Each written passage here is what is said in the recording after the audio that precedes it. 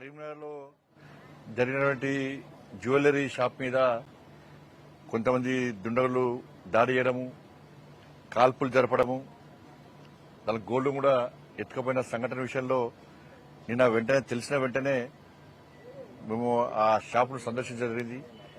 ఆ జరిగిన సంఘటన ప్రాంతాన్ని కూడా పరిశీలించడం జరిగింది. పోలీసు అధికారులతో మాట్లాడడం జరిగింది. ప్లస్ షాప్ యజమానితో కూడా మాట్లాడడం జరిగింది.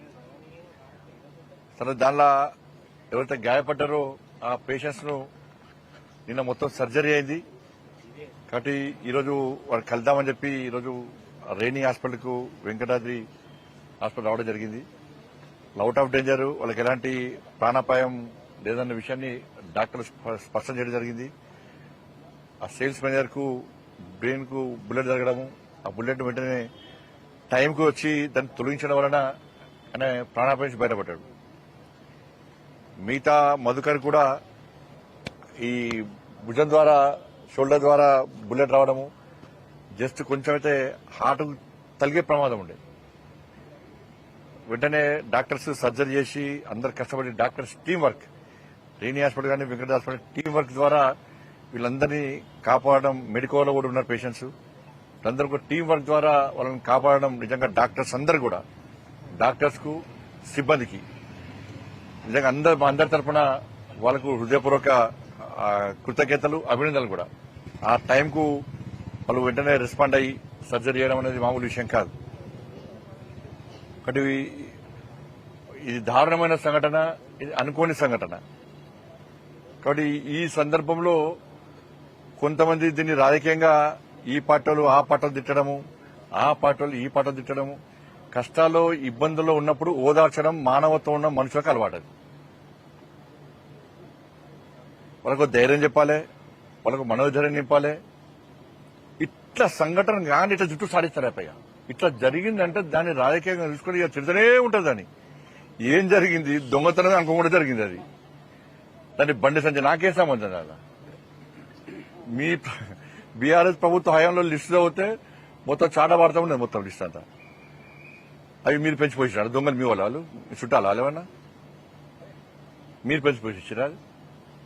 ఇక కాంగ్రెస్ ప్రభుత్వం ఇంకా గొర్రె ఆధారణం. ఇక దాడులే దాడులు కాంగ్రెస్ ప్రభుత్వం. మీరు తిట్టుకోక మమ్మల్ని మధ్యలో ఇస్తున్నారు వాళ్ళు, మాకే సంబంధం. కాబట్టి ఇటువంటి పరిస్థితుల్లో మనం పోయి ఒక మనోధైర్యం నింపాలి. ఆ హాస్పిటల్ సిబ్బంది, మన షోరూమ్ సిబ్బందిని పోతే అంత టెన్షన్ పడుతున్నారు, ఏడుస్తున్నారు. ఆ టైంలో బయటకు వచ్చి మీడియా ముందు తిడితే నా కిరీటం వస్తుంది, మొత్తం నెత్తిలో కిరీటం వస్తుంది. ఏంది ఆ రోజు ధైర్యం చెప్పాలి. బయట రానే పోలీసులను తిడితే అయిపోతుందా? టైం ఇవ్వాలి. నిజంగా టైం ఇచ్చి ఒక డేట్ పెట్టి ఈ టైం వరకు అరెస్ట్ చేయకుంటే అప్పుడు మనం దాన్ని విమర్శలు చేస్తే మంచి ఆలోచన ఉంటుంది. దాన్ని ఇలా ఈ బీఆర్ఎస్ లో మాటలు చూసినాక ప్రజలంతా నవ్వుకుంటున్నారు. వీళ్ళేం పిచ్చోళ్ళకి జరిగి 10 నిమిషాలు కాలే వచ్చి తిడుతున్నారని చెప్పండి. మా ఇంటికి దూరం వాడికి తెలుసా హోమ్ మినిస్టర్ ఇల్లు ఇక్కడ, హోమ్ మినిస్టర్ పక్కనే జ్యువెలరీ ఉందని చెప్పి తెలుసా అనుకోమన్నా? మరి ఎమ్మెల్యే కూడా దగ్గరనే, ఎమ్మెల్యే ఇంటి ముందు వచ్చారు. ఇక పక్కనే జడ్జి కోర్టు ఉన్నది, పక్కనే కోర్టు ఉన్నది. ఎమ్మెల్యే ఇంటి ముందుగా వచ్చినట్టు వాళ్ళు అన్ని చిల్లర విమర్శలు ఎప్పుడు చేసుకోవద్దు. ఎప్పుడు ఏ విమర్శించాలో అప్పుడు విమర్శించుకోవాలి. విమర్శించడం తప్పు కాదు. ఎప్పుడు ఏ విమర్శలు చేయాలో ఆ విమర్శలు చేయాలి.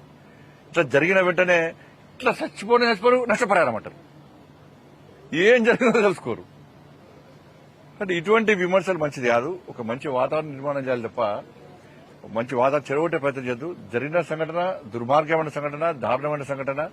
దాని పాపం పుట్టకూటు కోసం పనిచేసే సిబ్బంది వాళ్ళకి గాయపడ్డారు. వాళ్ళ యాజమాన్యంతో మాట్లాడినా వాళ్ళని ఆదుకోవాలని చెప్పి వాళ్ళకి సర్జరీ చేశారు. ఒక సర్జరీ అవుతుంది, వాళ్ళు ప్రాణాపాయంలో ఉన్నారు, బతుకుతారా చస్తారా లేని టెన్షన్ లో ఉన్నప్పుడు వచ్చి తిట్టి పిక్తారా? మేము తిట్టారా? నేను మీకంటే ఎక్కువ తిట్టచ్చు నాకు.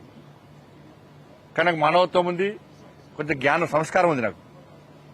జరిగిన వెంటనే ఏ విధంగా స్పందించాలో ఆ విధంగా స్పందిస్తాను నేను.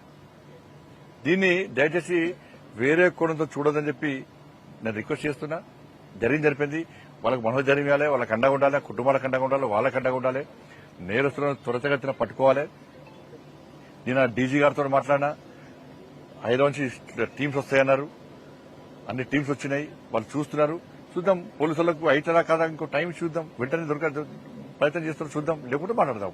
అంటే ఇప్పుడు ఒకటి మంత్రి గారు ఇంత పెద్ద నట్ట కర్మేర్లో అంత మార్నింగ్ టైంలో ఒక 5 మొత్తం సాయుధులై గనులతో వచ్చినట్ట ఖచ్చితంగా దానికి సంబంధించి అది ఒక నిఘా వైఫల్యము, భద్రతా వైఫల్యం కాదు. ఉంటుంది భద్రతా వైఫల్యంలో కాదనడం ఎలాంటి సందేహం లేదు. కానీ విమర్శించిన టైం కాదంటున్నాను నేను. అది విమర్శించే టైం కాదంటున్నా, జరిగిన వెంటనే విమర్శించే టైం కాదంటున్నా. ఇప్పుడు అంత వాళ్ళు పుట్టగూడు కోసం పనిచేస్తారు, వాళ్ళు బాధలు ఉన్నారు, వాళ్ళ కుటుంబ సభ్యులు ఏడుస్తున్నారు, అక్కడ సిబ్బంది అంతా ఏడుస్తున్నారు వాళ్ళందరూ కూడా. ఆ టైంలో ఏం చేయాలి? వాళ్ళ బాధ కొంచెం ధైర్యం చెప్పాలి, ఓ నిబ్బరం కల్పించే ప్రయత్నం చేయాలి. దాని గురించి ఆలోచించాలి ఫస్ట్.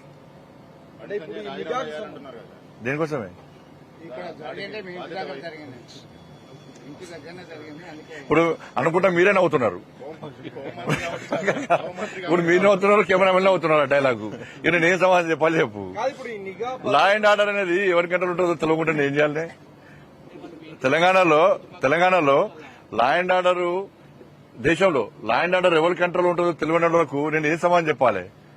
ఎవరికంటే ఉంటుంది లా అండ్ ఆర్డర్? ఓట్లేసిన పబ్లిక్ అడగాలి. ధన్యవాదాలన్నా. కాదు నిఘా